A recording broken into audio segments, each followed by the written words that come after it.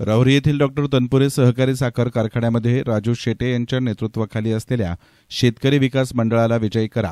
आमचे नेते उपमुख्यमंत्री एकनाथ शिंदे यांच्या मार्गदर्शनाखाली ही जबाबदारी आम्ही घेत असून हा कारखाना सुरू करू असं आश्वासन राज्याचे कॅबिनेट मंत्री भरत गोगावले यांनी दिलं आहे. राहुरी येथील डॉक्टर बाबूराव बापूजी तनपुरे सहकारी साखर कारखान्याच्या संचालक मंडळाच्या निवडणुकीसाठी शेतकरी विकास मंडळाची बुधवारी राहुरी शहरातल्या पांडुरंग मंगल कार्यालयात सांगता सभा झाली. या सभेत सभासदांशी संवाद साधण्यासाठी रोजगार हमी फलोत्पादन मंत्री भरत गोगावले उपस्थित राहणार होते.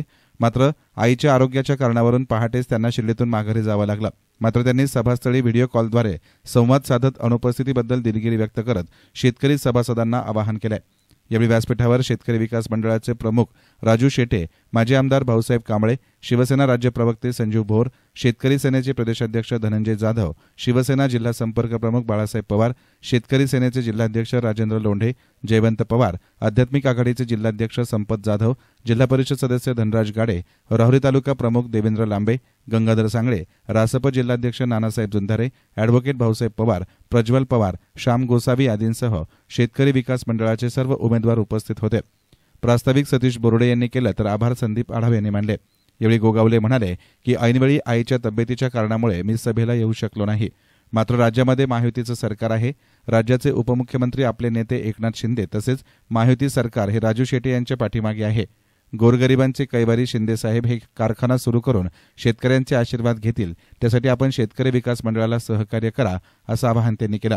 तर जनसेवा मंडळावर टीका करताना ते म्हणाले की राहुरी बाजार समितीत 35 वर्ष सत्ता भोगून फक्त 17 कोटी नफा ठेवला. वडिलांच्या नावे असलेला साखर कारखाना बंद पाडण्याचं पाप यांनी केलं असल्याचा आरोप गोगावले यांनी केलाय.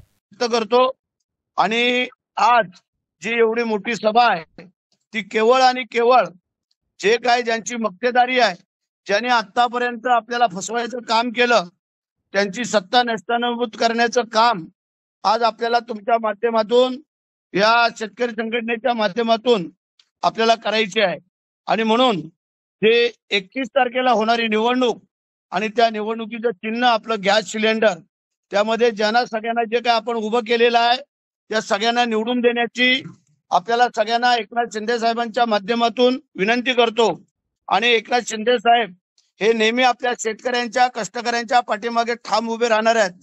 तो साखर कारखाना जो लयाला घालवला आणि त्याला जर परत वैभव प्राप्त करून द्यायचा असेल तर मला वाटतं आपण सगळ्यांनी एकजुटीने ही सत्ता आणावी आणि आपल्या या गॅस सिलेंडरच्या चिन्हासमोरचं बटन दाबून मतदान करावं, की जेणेकरून की तुम्हाला जर खरोखर हा शेतकऱ्यांचा साखर कारखाना सगळ्यात पहिला आणि तो ज्या मंडईनी तो लयाला घालवला तो परत आणायचा असेल तर हे पॅनल तुम्हाला निवडून द्यावं लागेल. नाहीतर तुम्हाला दरवेळेला जे काय फसवाफसवी करतायत, आपल्याला कल्पना असेल की याची स्थापना 1954 सालामध्ये झाली होती. या 2 नद्यांच्या मध्ये असणारा हा साखर कारखाना आणि याचं कार्यक्षेत्र मंडळी आपल्याला कल्पना असायला पाहिजे. सर्जेराव गाडे, अण्णा पाटील, कदम, काशीनाथ पाटील, पवार, केडी भगत, पैलवान शिवराम साळुंके, पीबी कडू, धनंजय गाडगीळ, बाबूराव दादा यांनी हा स्थापन केलेला साखर कारखाना सर्जेराव गाड्यांच्या काळात 7 कोटी रुपये त्या काळातील शिल्लक नफा ठेवली होती. परंतु तालुक्यातील सर्व सत्ता एकेकाळी एक हाती तनपुरांकडे होती हे आपल्याला सगळ्यांना माहिती आहे. कोणतेही महाविद्यालय नाही आणले नाही. उच्च शिक्षणापासून तालुका वंचित ठेवला. रोजगारापासून वंचित. विद्यापीठ, MIDC फक्त नावापुरतीच. आणि 2011 साली सत्ता ताब्यात घेऊन 53 कोटीच्या कर्जाची रक्कम 2016 अखेर 250 कोटीपर्यंत नेऊन ठेवली. म्हणजे साखर कारखाना दिवाळखोरीमध्ये काढला. जाणीवपूर्वक कामगार, शेतकरी, व्यापारी यांची मोठ्या प्रमाणात देणे थकवले. 25 वर्ष आमदार, मुलगा मंत्री, कारखान्यासाठी एक दमडी मदत कधी आणली नाही आहे. अशा वेळेला खाजगी कारखाना काढला, त्या कारखान्यात शेतकऱ्यांचेही देणे बुडवले. विरोधक 10 वर्षापासून जिल्हा बँकेचे संचालक, परंतु कारखान्यासाठी कोणत्याही प्रकारची मदत नाही.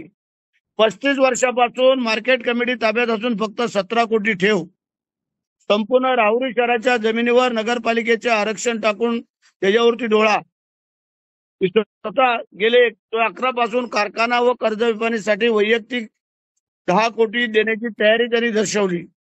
कारखाना सभासदांच्या मालकीचा राहावा यासाठी लिलाव प्रक्रियेत सहभागी घेऊन आर्थिक नुकसान सहन केले. कारखाना कर्जाचे सरकार व शिंदे साहेब यांच्या मदतीने टप्प्याटप्प्याने माफी व कमी करणार. कारखाना चालू करण्यासाठी आर्थिक नियोजन करणार. कामगारांचे व बँक देणे टप्प्याटप्प्याने अदा करणार. कारखान्यात नवीन मशिनरी उभारणार.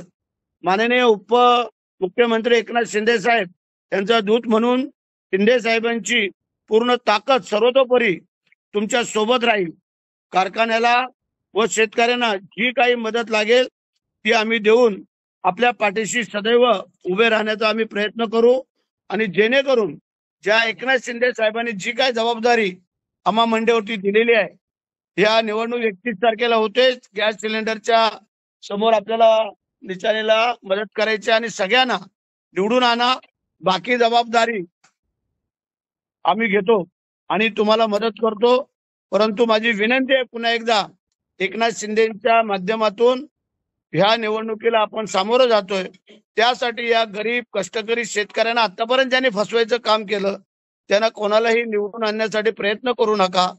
जे आपले उमेदवार गॅस सिलेंडरचे चिन्ह घेऊन उभे आहेत त्या सगळ्यांना तुम्ही निवडून द्यावा अशी पुन्हा एकदा तुम्हाला विनंती करतो आणि पुन्हा एकदा तुम्हाला सगळ्यांना मनापासून धन्यवाद देतो. 31 तारखेच्या शुभेच्छा. साईबाबा चरणी प्रार्थना करतो की तुम्हाला सगळ्यांना निरोगी आरोग्य आयुष्य लाभावं आणि हा कारखाना गतवैभव प्राप्त करून द्यावा अशी मी तुम्हाला सगळ्यांना विनंती करतो. जय हिंद, जय महाराष्ट्र, जय शेतकरी संघटना. ईस्टर्न मीडियासाठी प्रतिनिधी गोविंद फुनगे, राहुरी.